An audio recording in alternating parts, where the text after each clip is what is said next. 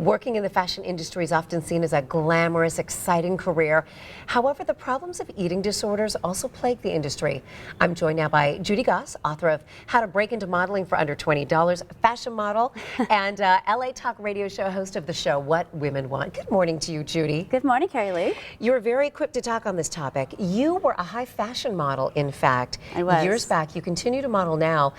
So you know this industry well. You know, did you see this? Did you ever have firsthand experience with this? I did. Well, obviously being in and around the models and living with them and talking to them about, their, weight and their issues. And I've been very lucky to always be naturally skinny.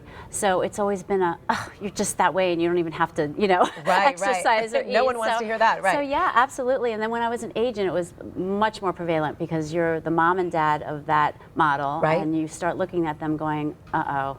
It's happening. Yes, you have a problem. And it's something we have to keep in mind. It's not just like suddenly it's not really just about the food, is it? There is a mental component here. And that's what makes it really tough to know how to address this with someone. You just had this topic on your radio show recently. What came out of that conversation?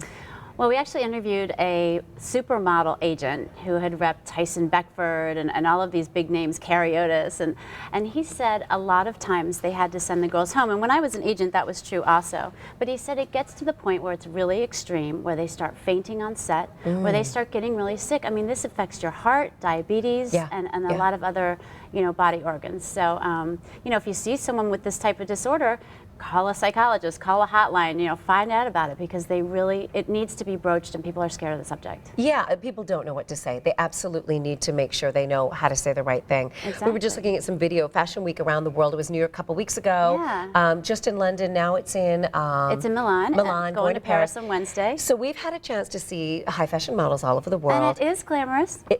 Glamorous, beautiful, but very thin. It does have another side. It does, and there are countries that are actually taking a stance on this, aren't they?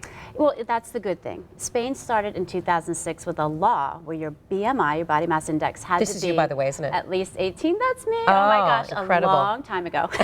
Not that long ago. You look the same. Oh, thank you. Hardly. But so they established this law in 2006. Spain started, and Italy and Israel followed, and France just followed this year. And it's taking a very long time, but I think spreading awareness about it is, doing the trick. And maybe it'll spread awareness here in the U.S. because we don't have anything like that right now. Judy, thanks so much. People can tune into your radio show. When is it? LA Talk Radio, What Women Want? Wednesday nights, 9 p.m. Eastern, and it's on latalkradio.com. Awesome. So we can listen online. Absolutely. Judy, I love thank you. Thank you so much for having me. All right. We have